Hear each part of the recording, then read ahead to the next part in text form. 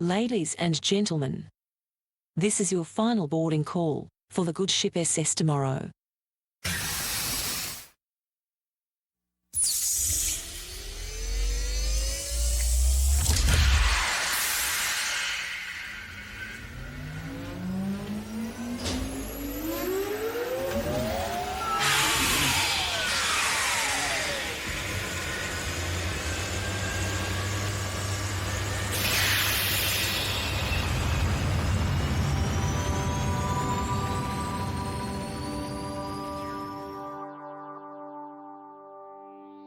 Today on the Friendly Futurist, all about Agentic AI.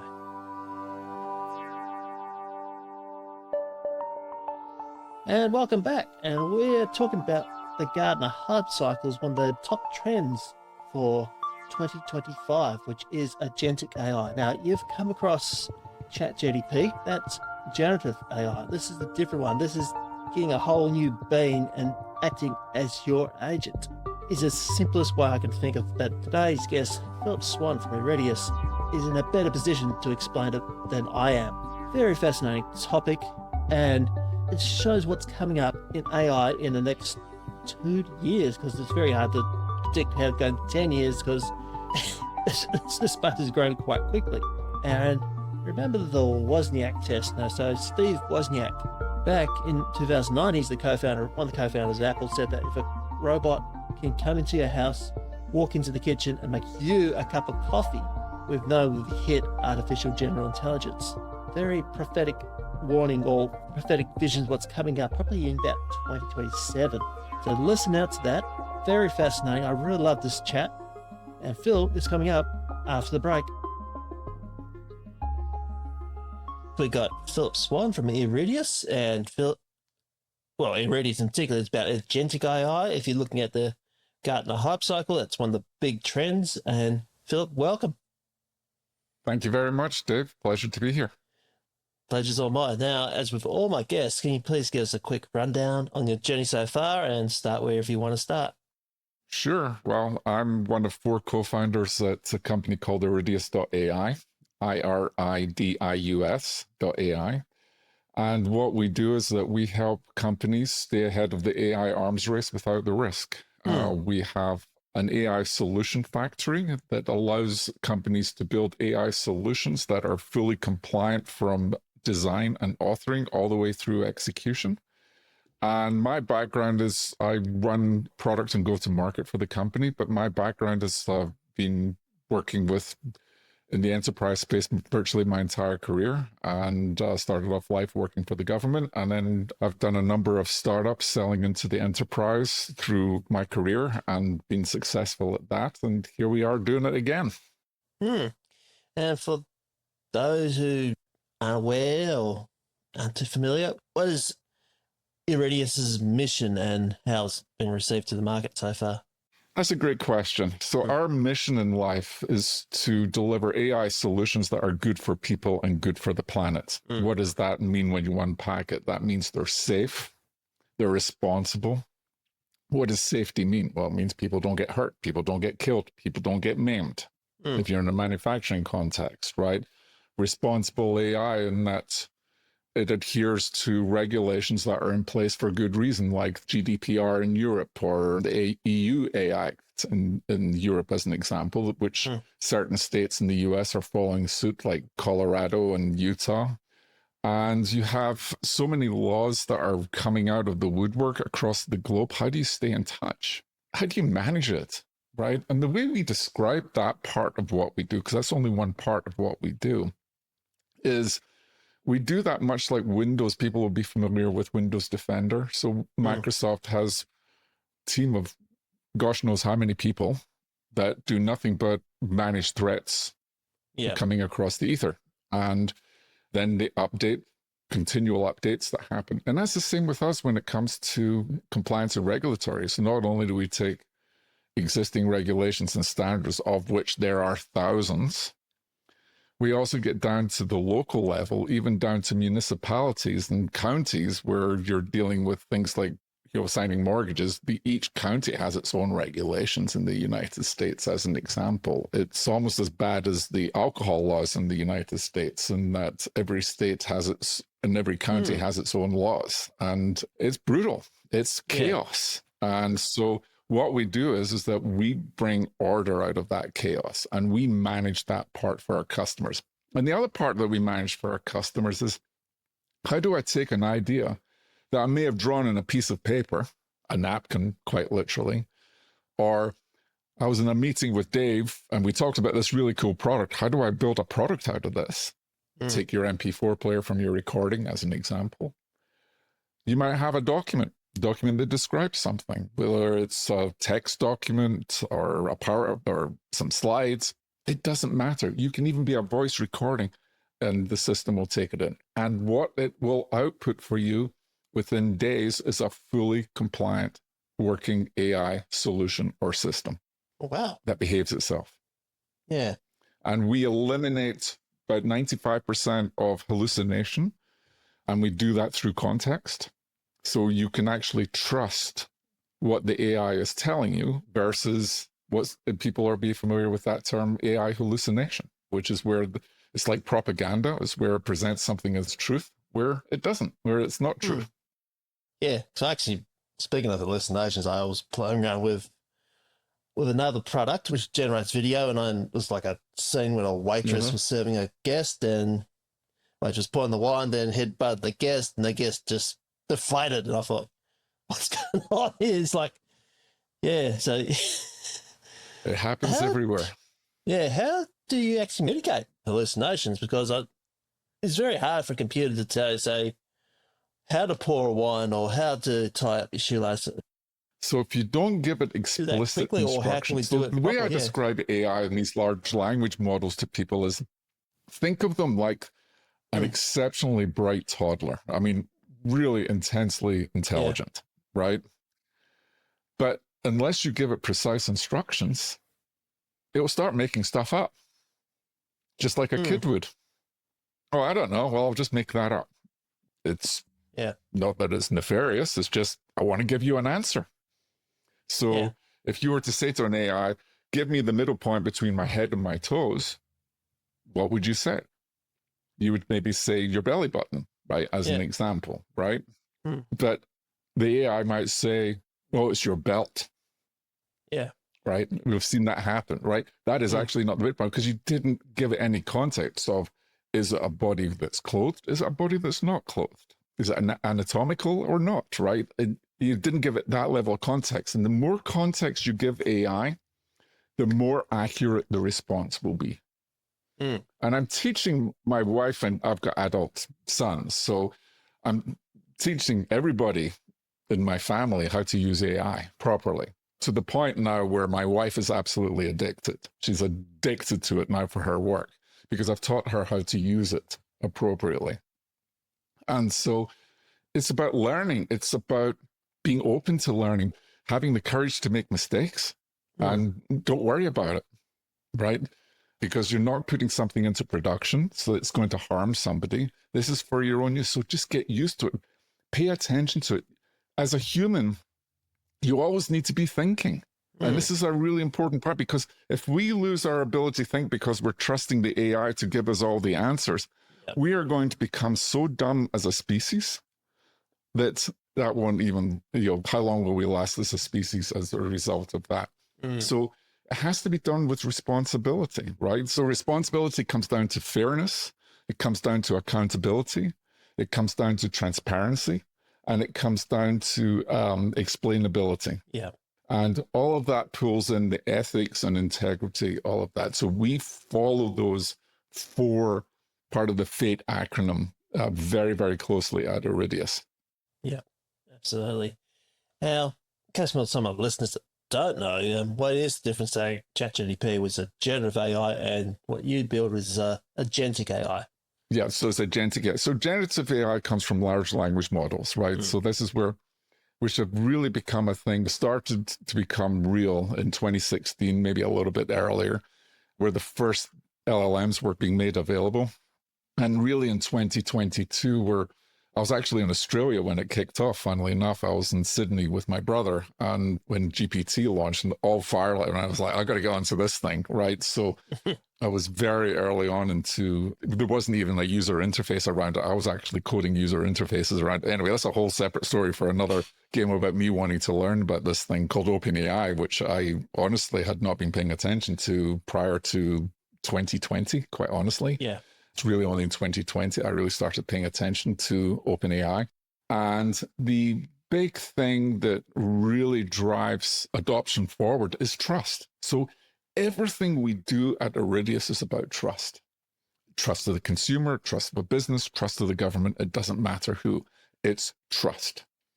And when I ask a question or ask for help, I expect to get it and get it consistently well. Now, that's all very well in theory, but you have this thing called drift. Think of drift like the human evolution.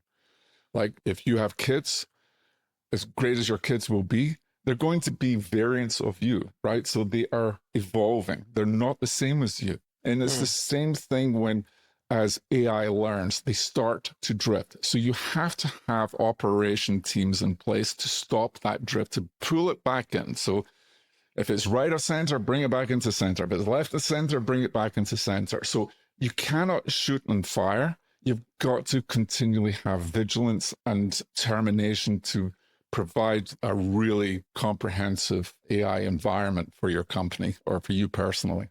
Does that make sense? That makes sense, yeah. And also, I think there's a bit of a trend as well. I mean, we're seeing it quite a lot of gimmicky AI. Are we going to see like a .com crash of AI? Because it seems to be ubiquitous everywhere. I mean, I think I just saw the other day on telly that like I had some hearing aids with AIs. I mean, are we going to see, I'm not saying it's going to disappear, we're going to see it just sort of like dissipates, then have a bit of a plateau, say, a couple of years' time. So you're in the hype cycle is what I think what you're saying, right? Yeah, so what's real and what's not, right? Yeah. Which is why I've thought, we're in an interesting period for funding for AI companies, right? Because you'll literally get an AI for this, an AI for that. And we're in that period where there's so much hype. Within 2 years, 60, 70, 80% of these companies will be gone because they don't have a business model that they can stand on. And more importantly, they don't have a product you can stand on, because you may be solving something that's true for today, but are you solving something that's going to be true in 6 months, 12 months, 18 months? Pick your distance in the future. Yeah. And most of them aren't. So what is going to be built to last? It's going to be companies like Iridius that build in security, privacy, regulatory compliance, that trust, so that you can have trusted AI solutions out in the market without having to hire teams of rare people that you cannot find, because right now you're paying in stratospheric level pay scales for some of these people. I mean, AI engineers are getting $1 million plus salaries is not uncommon in the United States. Prompt engineers getting similar salaries is not unusual. We saw in the news last week, Meta offering up $100 million signing bonuses to single individuals. We actually know one of those individuals. And not only was it that $100 million sign-on bonus, it was over $100 million a year in Singapore. I can't even think about that kind of money. Yeah. Right? We're not making this up. This is real. And so companies are struggling to find the right talent. Meta couldn't pay that kind of people. I mean, they spent over $1 billion effectively hiring 10 people last week. That is just crazy to me. Absolutely crazy. It is. How long is this going to last for? I don't know. I wish someone pays me $1 million to talk. I'm going like, well, they're not knocking down my door to give me $100 million a year. So obviously they've got something that others have. But my point is, we're in this hype mode, right? And it's a race, it's an arms race of sorts, right? And so how do companies stay ahead of that so-called arms race without the risk? And that's where companies like Iridius come into play, because we are that fabric, if you want, that we call it an AI control layer. That's where we sit. And that AI control layer manages both the semantic operations of the system as well as the raw operations of the system and in terms of privacy and control layer and architectural layer, because people today are talking agentic this and agentic that. And it's back to your original question, what's the difference between Gen AI and agentic AI? Well, the big difference there is agentic AI is autonomous or getting to autonomous AI, which means these agents, which are not big applications. So everybody's thinking about these applications still running sequentially. Yeah. So when you see a lot of these companies with agentic systems, they're using the old paradigm model of sequential systems. A true agentic system is your agents, and it could be millions of them, literally millions of these agents operating in the cloud. And how do you do that without impacting performance, impacting privacy, or impacting security? That's where you need people like us who have got decades of enterprise and government experience in securing data and systems. Yeah. Right? And that's what we do, right, for our customers so they can really operate without fear. And no, it sounds too good to be true, but we have solved two core problems at Iridius. The first being safe and responsible AI. Safety being people getting hurt, right? People getting harmed, employees getting maimed, employees, worse yet, getting killed. That's one aspect. That's physical harm. And then you've got the psychological harm. Then you've got the list, and you can run the gamut on that. The other part is that responsible AI part, which is all your compliance, your governance. I mean, we're talking documents with, you can be talking hundreds of thousands of pages, and OCR does not cut it. It just does not cut it with these. You can't just say, oh, I'm just going to scan all these documents in and I've got it. No. It needs to be workable by the AI. So we have figured that hard part out. So we can literally take any standard and take the ISO 42001 as an example, right? Anybody in AI knows that standard. That itself is made up and pulls from over 70 different standards. So we're able to take that entire standards and all the 70 other standards, wrap complete context around it, and apply that context to when we're generating the code for the solution to be compliant in at authoring stage. And then we have a monitoring system that will actually monitor for that while it's in execution, just like Windows Defender would, as you're running Windows, or if you're on a Mac, whatever Mac antivirus you're using on there. So very similar approach to that in that regard. Yeah. I'm going to change a little tack here, Phil, and I hope you don't mind it. Because I know I get this question asked a lot. If you're, say, a high school kid and coming up and looking for a career in tech, what would be some of the best advice? So my advice is quite simple. If you do, and this is what I tell my own sons, what are you passionate about? What do you enjoy doing? Don't run into tech just for the sake because you think it's going to earn a bunch of money doing that, because you're not, right? It's not going to happen. Go into tech if you're passionate about tech. And I mean really passionate about it. You eat it, you sleep it, you drink it, right? And it's everything for you. Then do it. Oh, because then you're deeply passionate. You're like, if you're a geek like me, I'm a total geek. I still geek out on programming in C and Unix, believe it or not. So, I mean, I am hardcore. I used to do assembler, right? So it's really important to follow your passion, because if you follow your passion, it's never a job. Yeah, that's right. I'm deep. In case you haven't figured out, I'm deeply passionate about what I do. So it's not a job for me. Do I get tired? Yeah. Do I get bored? Oh, no. No. I never get bored at work.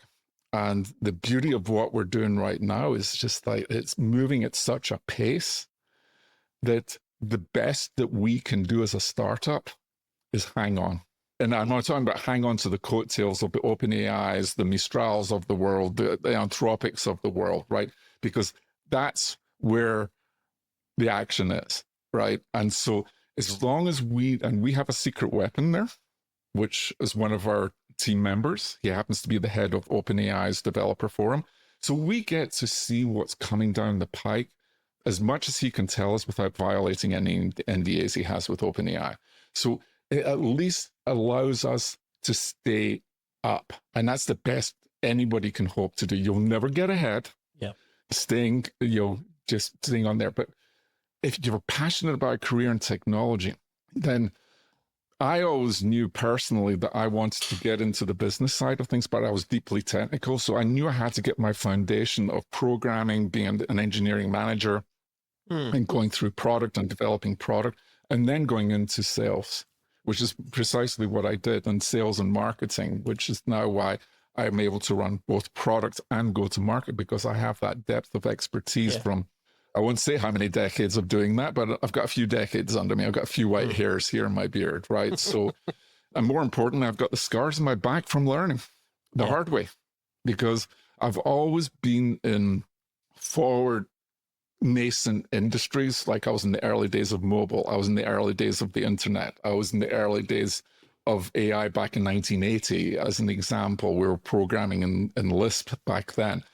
And it's technology for helping people. What really gets me excited, Dave, is when I'm sitting on a flight, and this actually happened on a flight from San Francisco to Sydney, of all places, where I was sitting in business class on United Airlines, and I was at Microsoft at the time, and I was running the mobile group, and they were using the old Pocket PC. The guy was using Pocket PC next to me, a compact Pocket PC, if you remember that. And I started asking him about all these questions about how he was using it and his experience and everything else, because I'm huge into customer experience and I'm huge into customer centricity. Because I believe if you make this customer the center of the equation of everything you do, they will buy from you and buy from you again and again and again and again and again, right? It is so much easier to sell to an existing customer than it is to acquire a new customer. And so I like to make customers happy and customers loyal. And I only do that by delivering value to them. And so we as a company have figured out a way to deliver ongoing value to our customers. And we do that in two ways. Again, one is really understanding their problem because we've lived their shoes. So we're helping them, separate the noise from the reality from the hype. So we do that regularly. And we bring our customers along on a journey where they suddenly go like, you mean all of that innovation that's rocking around my head and rocking around my team's head, that we can actually start testing that and prototyping that without the risk? And I mean, yes, you can. And we're proving that out day in, day out right now. And my days are packed right now, not with internal calls, but with external calls. And it's talking to customers multiple times every day. And the common theme of the product that we're solving is that speed to market, that time to value. Time to value is absolutely critical. And that's what we deliver to our customers. Literally in minutes, we can start delivering value to our customers from installation. Yeah. Now, Philip, this podcast is about the future. I want you to cast your mind, say 10, 20 years into the future. What will this space look like? Oh my God. I can't even tell you what it's going to be in 10 months, man. Fair enough. It's just little on 10 years. Well, let's make it 10 months. Just make it 10 months. I know it moves quite quick. So 10 years is a hell of a long time. Who knows what with 10 years will be done? But the big thing is what's happening now, right? GPT-5 will release on or before the 4th of July. And GPT-5 is really, you could arguably say it's the first step towards AGI, or artificial general intelligence, which is the autonomy we're talking about. Yeah. And the future versions of GPT are focusing on autonomous robotics. So you'll start to see GPT-6, GPT-7, GPT-8, which will be all robotics based. Within a year, within 12 months, so this is 2025, so by early 2026, we will start to see household robots become a thing. Not your iRobot that goes and vacuums your floor, but I'm talking about robots for around $40,000, $50,000 US that will be able to do basic cooking, laundry, ironing, so basic household chores, and starting to be able to do those will start to come out in 2026. And so within 3 years, we're going to have really strong autonomy from a robotic standpoint, both in work and at the home, because they will start to become affordable. So within 10 years, robots will be common in the home. Yeah. I guess Steve Wozniak and his famous coffee test has come to fruition then. So then you have the issue of, can I trust the robot that's in my house? So safe and responsible AI is absolutely critical to the operation of these, right? Because back to Asimov's, remember iRobot? He wrote iRobot. And so there were the rules of robotics, right? Yeah. The first law being will not harm humans, right? And that's a fundamental rule that cannot get overridden. So in the world of agentic AI, those are called entitlements. What is an agent entitled to do? And it's not as simple as saying, well, it's allowed to do something for Dave, but not for something for Philip. Or it's able to do X, Y, and Z, or X, Y, and Z if you're in America, what it could do. It's really a multi-dimensional problem to solve. And we've actually filed some patents around this because it's so complex. And it's about behaviors, it's about permissions, it's about kill switches. Can I kill the robot? Can I kill the agent? Because once this thing launches, and if you don't have the ability to have that big red button, that big red kill switch, you're in for a world of hurt, my friend. Wow. Yes, of course. And so you've got to have all of this taken care of. And we do that in spades within our platform. So that's what allows our customers to deploy AI without the risk, because we factored all of these other risks back. Same thing for security. We've thought about security, not in terms of the old paradigms around security. Agentic AI has broken every model that you can think of from a cybersecurity perspective. And so we've factored all of that into our solution, as well as privacy. So security, privacy, reliability. What happens, because even in agentic systems will crash. Well, what happens if they crash? Well, that's the beauty of these systems. You can start having graceful shutdowns or graceful degradations in performance, or whatever the action is you want to do, because these agents are actually self-healing. So when an agent goes down, a bunch of other agents will come in and fix it. Okay. Well. Yeah. Yeah. So where's the human in the loop? And that's where the design comes in. So you've got to have humans in the loop to still reference this, because I still posit, I still argue, and plenty of people will debate this with me, that humans will not get replaced by AI, but you will get replaced by other humans who are using AI. That I believe to be true. Yeah. But I also do believe there's a story also in there's going to be radical operational efficiencies, which means fewer people. We as a company are AI born. We expect to be $1 billion in revenue with 100 people or less in our company. Wow. Think about that for a second. Yeah. $1 billion in revenue with 100 people or less.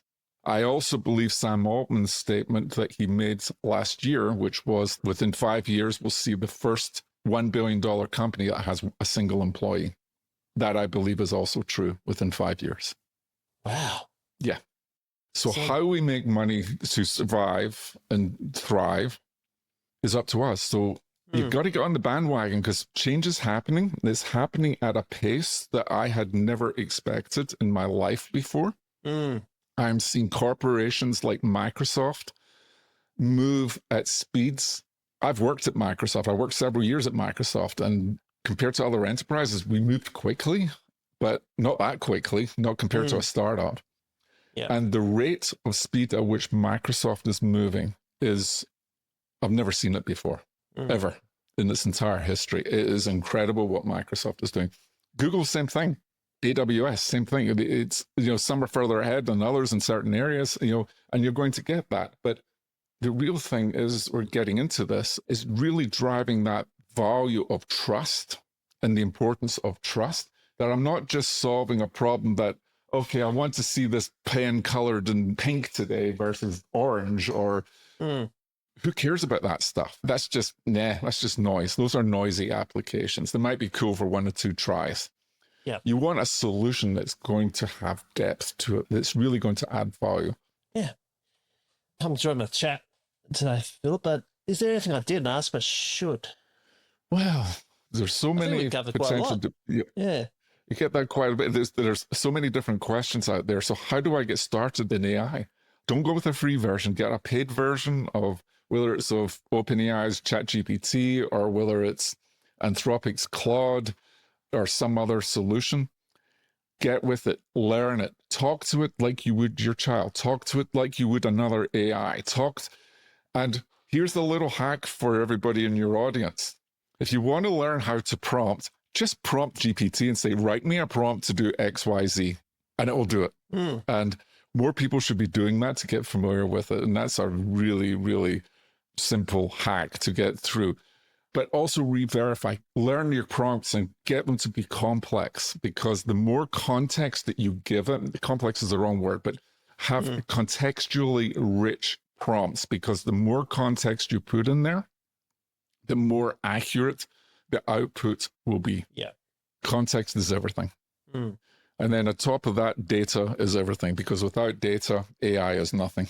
Yeah, that's right. It's all the data that's come before, that sometimes I stress that to the students. So if people want to get a hold of me, check out our podcast, number one. We have our own podcast of the Agentic Insider, and you can find that at agenticinsider.show, agenticinsider.show. And you can reach me on LinkedIn at Phillip, PHILLIP-SWAN,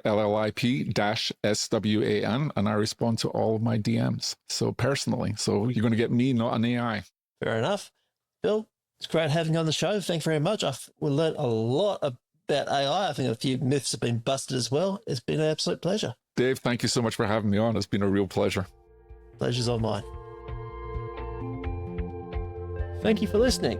The Friendly Futurist is a Podcast West production and has been produced and edited by me, Dave Munn. If you love this show, please leave us a 5-star review on your favourite platform. That way it can help me grow. Until next time, friends, remember to stay curious, and the future is user-friendly.